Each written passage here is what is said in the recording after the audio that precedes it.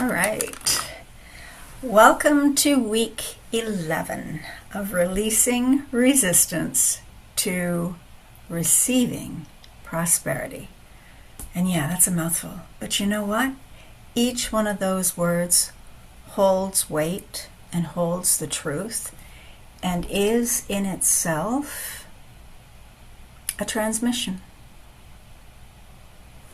So this week, we had the Lion's Gate. And I don't know about you, but normally I ignore it. It's like, that's cool. I'll throw my intentions into the vortex there. But this week it brought up a lot of unfinished business and the energy to finally clear it. It was like that infinity symbol that we use for the number 8. Made me realize that it was like a race car track. It was a loop. We cleared all this stuff and oh my God, here we go again. There's a whole different layer of stuff to clear it. And it made me realize that we have a dream. We have a focal point. We say, this is the goal, this is what I'd like to achieve, or this is the dream. And around that dream is a whole other, I used to call it a Brillo pad, but it's like a cloud layer of shrapnel. Shards, dust, dirt, rubble.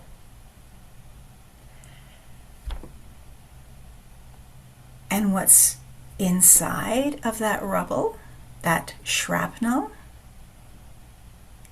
is our desire, the ability to receive what we actually want. Our minds are fascinating in that when we're about to make a huge shift or huge change, transformation, it starts distracting us with funny details.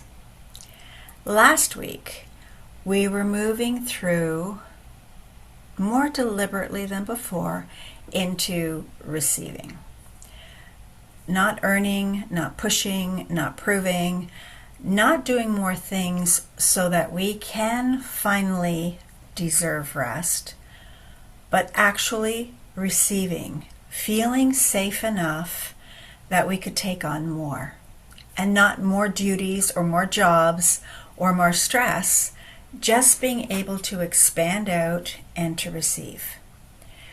This week, I want to take you somewhere that I find really interesting, because one of the reasons we sometimes have difficulty receiving what we want or what we desire is because the thing that we would like to have or achieve has become tangled up with a whole bunch of other stuff. Okay? So that this is my way of trying to show you what I mean. So inside here, if we expand this out, in there, that's my want, my desire, my inspiration, what I want, that part that makes me glow. This is distraction, debris, expectations, comparison, other people's opinions, who we thought we were supposed to be or become by now, what we thought we should have accomplished by now. And it gets really, really messy because we are blocked. Okay, this has space, I can see through it, but it's still condensed and preventing me from just being the clean inspiration.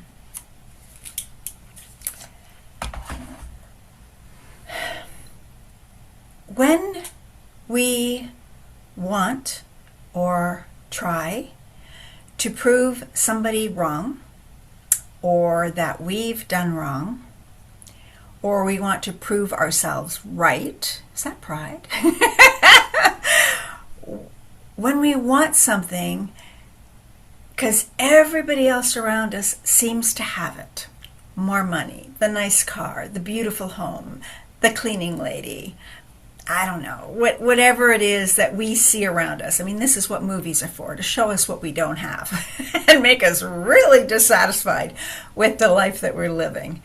It's almost like those things inspire jealousy or envy in us, or a sense of shame and lack, or pride that we've come so far, or a feeling of being lonely or in struggle or lost. I just don't have it. So that's what this is. This is all that crap. All of those frequencies that are out there landing on us like dust bunnies. If I could, I'd put this over my head and just let it sit there. And what we've been doing with all the other weeks is knocking out these frequencies, these Mobius strips, these quantum particulates that are holding this nonsense, which isn't even us, in place. I heard a phrase recently that I absolutely loved. And she said it was shrapnel around the dream.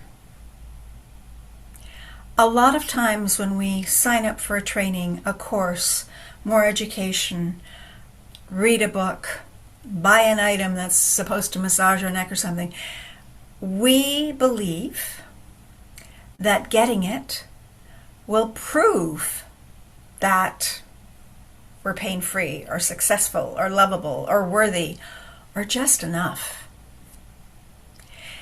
And our dream, our inspiration here is beautiful, okay?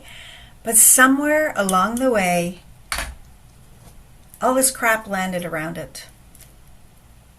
We can't even see the dream anymore. Is it in there?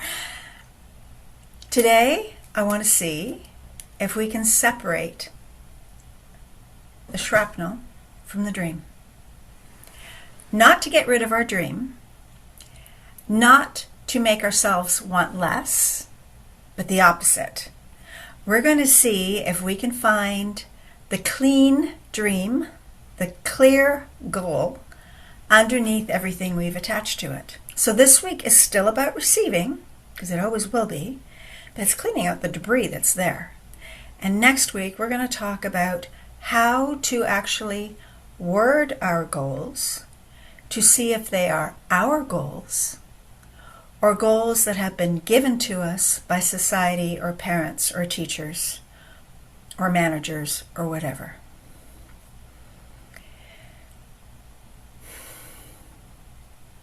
I want us to see through the fog, the shrapnel, the shards, the distractions, to come clean to ourselves. Because receiving isn't learning how to get more. It's about becoming clear enough to know what we want or desired or are inspired to have or be, and what's distraction. This is where New Year's resolutions fall flat. People say, oh, I want to lose weight, I want to do this, I want to do that, because society has told them that is what they should want. But that's not what their soul wants. And that's why they can't fulfill those goals. So we're going to do it differently.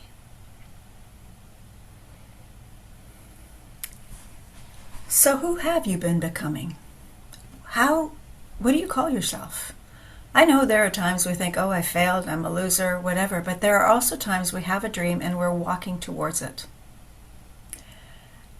Diana has opened up bee beds in Comber, Ontario, on an old farm that she renovated and made new, with horses and billy goats and llama, or I think they're llama? I don't know.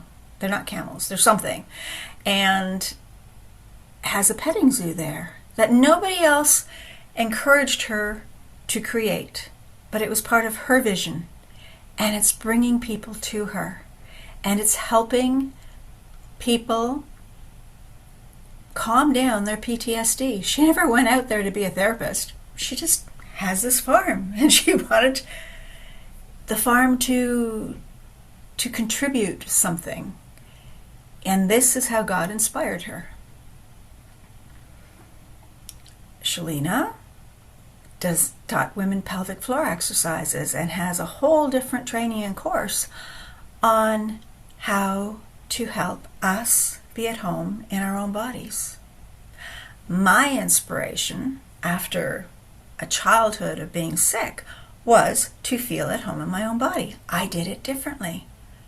I was intuitive in a way that I needed to study medicine and pharmaceutical, and then esoteric teachings and energy work and frequency work, so that I could put it all together with body talk and be at home in my own body. And that has spilled out across the world.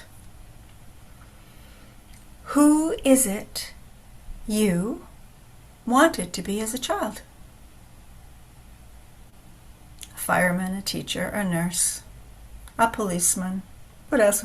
A circus person, a clown. There are so many job opportunities that we didn't even know were available to us. And when we don't step into those inspirations in some way, even distantly, our soul makes us feel like we failed.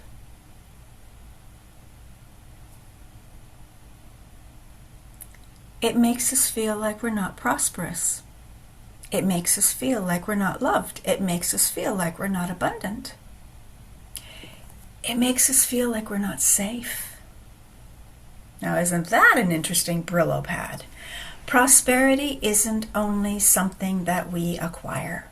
Our society has made us think everything is money and everything is bought.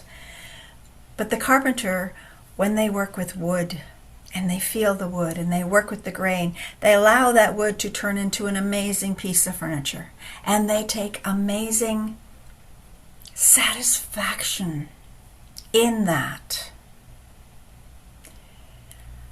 I take tremendous satisfaction. I feel it in my soul when I talk to bodies on the massage table and help them move through their issues and become more of themselves. We experience prosperity. And who are we while we are experiencing that? Think about all the different versions of yourself that you have been. Daughter, mother, wife. And I'm talking to the females here because there's no guys on the call. In fact, there's only one man enlisted in the whole program. I don't know if he's watching the videos or not. But look at the titles we have been given. I was a salesperson. I was a pharmaceutical salesperson. I was a marketing specialist, supposedly. I helped in IT departments. I did so many different things. I could have so many titles, and the only one that ever brought me absolute joy was being a mother. Yet, if I were to write the word mother on a piece of paper and stand on it, my posture would shift. And actually, that's an exercise I think we should bring into this. Let me write this down, cue cards, because this is a fun one. I became a single parent. When I wrote single parent on the cue card and stood on it, my body collapsed. I thought, well, that's interesting, because I didn't know which card I was stepping on. They were turned upside down. When I stepped on the phrase independent parent, I felt like Superwoman. I was strong, I was fierce, I was capable, I was powerful. The word mother actually made me feel tired and burdened. Now, that wasn't my opinion of motherhood, but that was the frequency of all the other people on the planet.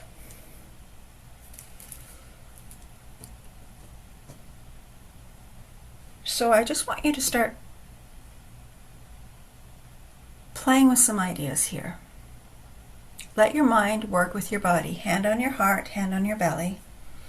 Who are you when you succeed? Who are you when something doesn't work?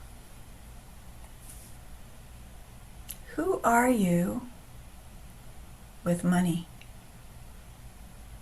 And I'll print these out as an exercise for you too, because I think these are important. Who are you as a friend? Who are you in your work? And some of us have many jobs and many different kinds of work. Who are you when someone else succeeds and you don't feel you did? Who are you when nobody needs anything from you?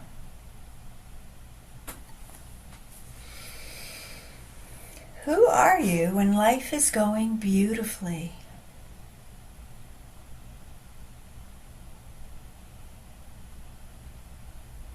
Do you wait for the other shoe to drop, or can you relax and feel safe in that moment?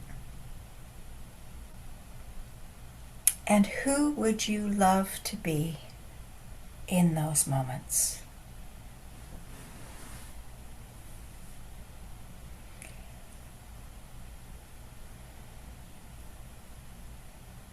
When I was in sales in my early career in pharmaceutical, I was always the only female in a room full or a building full of men.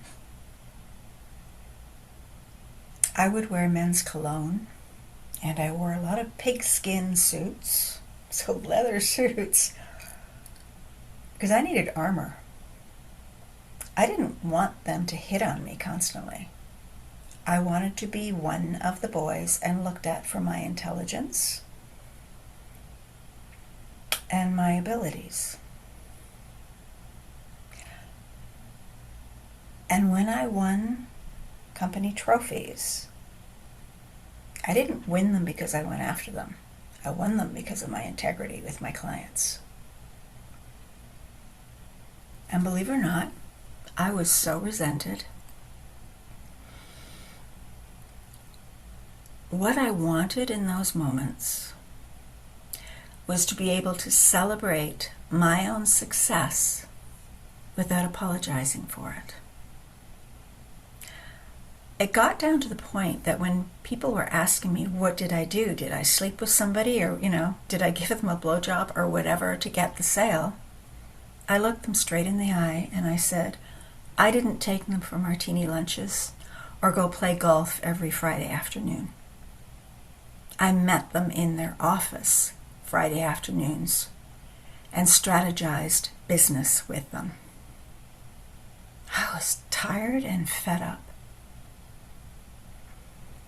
I want to be genuinely delighted when someone else succeeds. Too many people are jealous of us when we stand out. They call it the tall poppy syndrome. You're a little taller, a little better, or shine a little brighter than someone else. They try and cut you to shreds. Have you ever done that with someone? I'd like to be able to receive money without immediately thinking about, what do I have to do to deserve it? Where are these payments going? And wondering, how am I going to make it next month?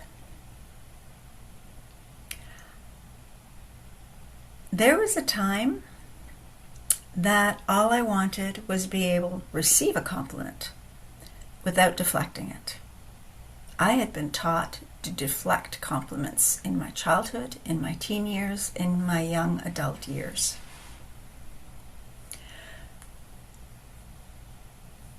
I lived my entire life working for others, including my parents, etc., not just as a job, but in the household. And I wanted to rest without having to explain and justify myself.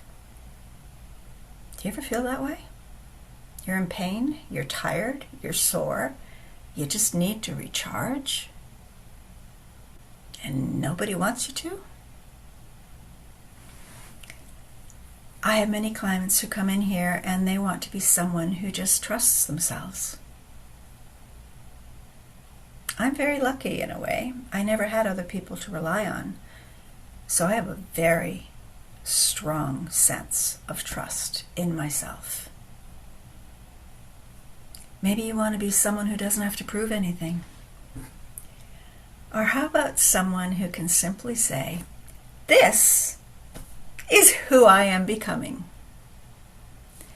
Because becoming isn't something that happens someday. We become by being. When people would say to my mother in her 90s, "You're so different, you don't act your age." And she'd look at them and go, "Well, I don't know how I'm supposed to act. I've never been 93, 95 before." And really, it's so interesting how other people view us. On my 70th birthday, I thought I would wake up with gray curly hair and walking with a walker or a cane. Nobody was more shocked than me when I was still feeling 35 and healthy and flexible. I worked on being healthy and strong and flexible my entire life. I refuse to age gracefully, although apparently I'm graceful. I want to be strong. I want to be independent. I want to continue being who I am now.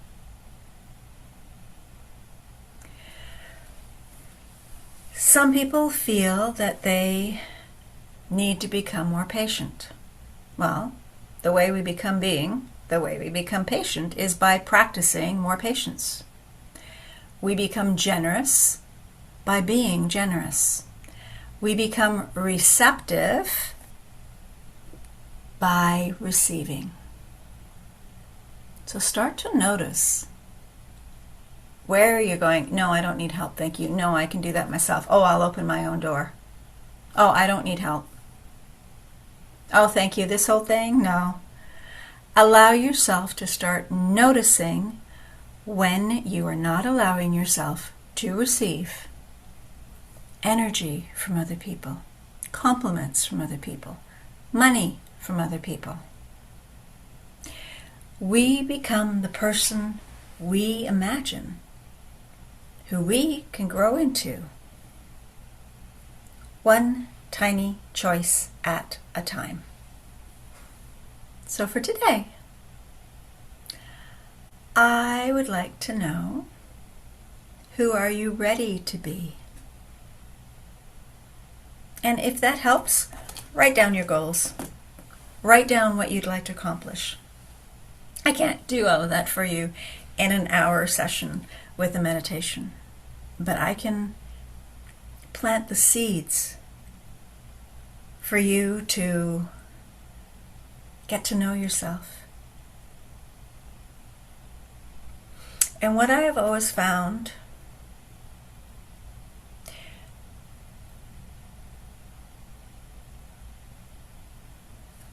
when something becomes successful for me, it's not just because of what I want.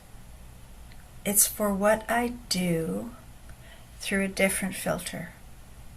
For me, for you, for us. So I want you to think about what you want through this filter. For me, for you, for us.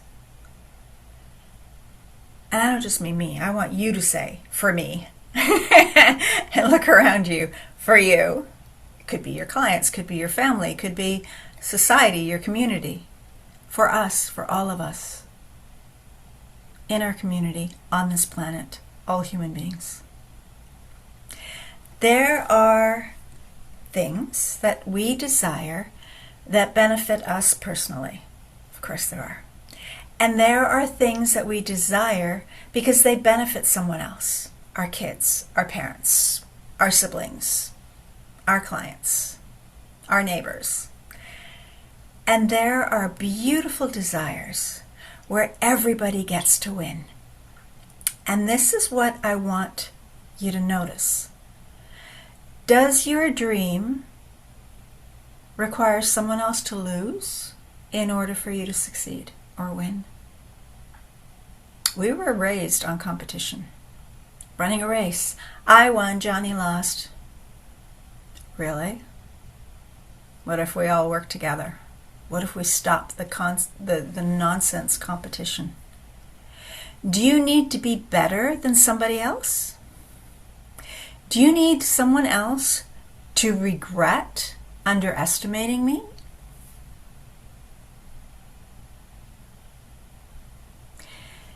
Do you need someone to look at your life and think, wow, she sure showed me? Because if that's attached to your dream, that's not the dream. That's the shrapnel. What if our prosperity doesn't require somebody else's lack? What if somebody else's beautiful doesn't threaten mine?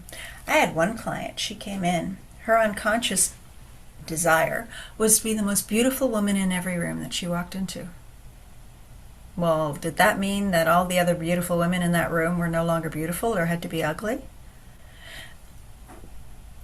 Do you understand how that doesn't make sense?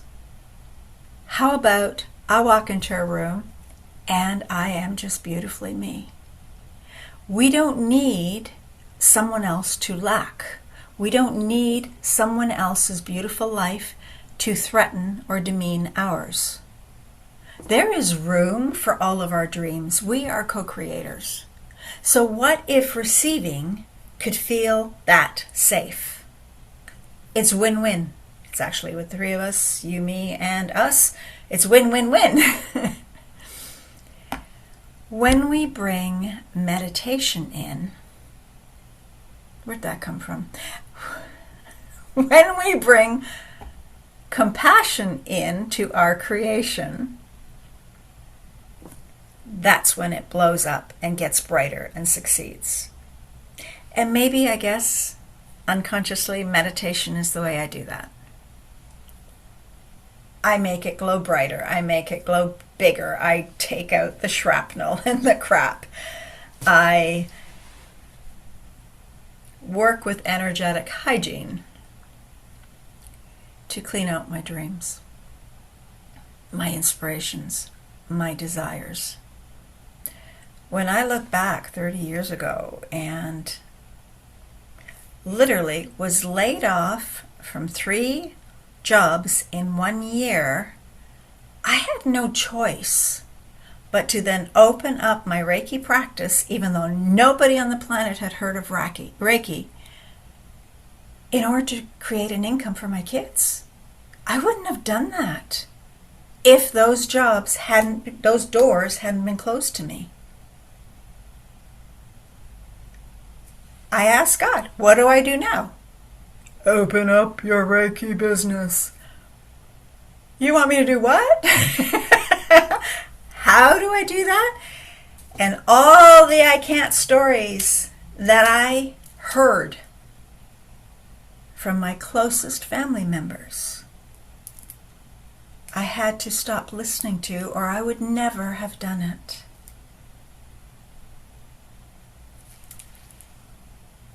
We've all been hurt.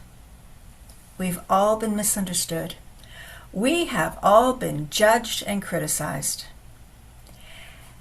And as uncomfortable as that can be, we probably have misunderstood, judged, hurt, and criticized other people too.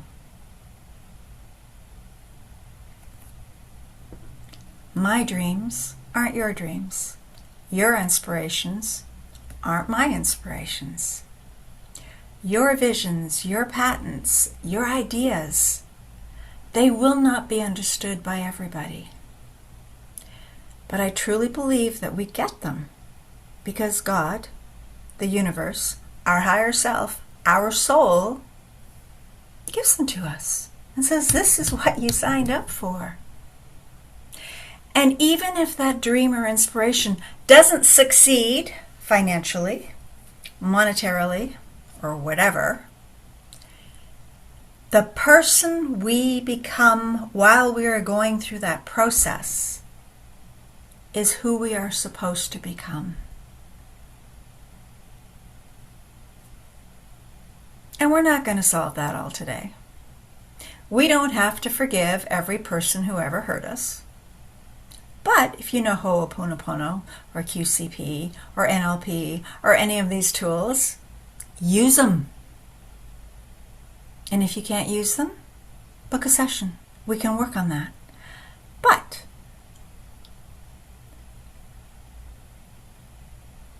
you'll clear through some of it today. It's just shrapnel. You do mirror work with Louise Hay. There are so many different ways of going through this. You also don't have to pretend that something didn't matter. But for right now, I want you to take that shrapnel and just put it down. Just give yourself a moment of compassion and extend that grace outward, just for the duration of today's meditation. And use the magic questions every day on everything. Or tap out your EFT if that's what brings you that calm and regulates your nervous system. For right now, today, in this meditation, we're going to enter a place where there isn't, I hope all my dreams come true except yours. We're not mean girls here. There is simply for me, for you, for us. So take a breath. Give yourself permission to put down the fight for a while. I want you to light up. Light up. Well, I practiced this before I came in to do this. Light up your dream.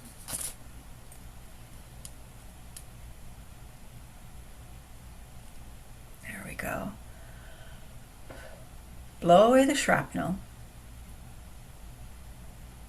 Focus on the brightness of your dream. In the Moon Eye Key rites and in some Reiki rites, or even I think in North American, they have their flame, their smoke, and they waft it over themselves. If that ritual works for you, do it. Some of us, we light our essential oils in the atomizers. If that helps you get into your sovereignty, do it.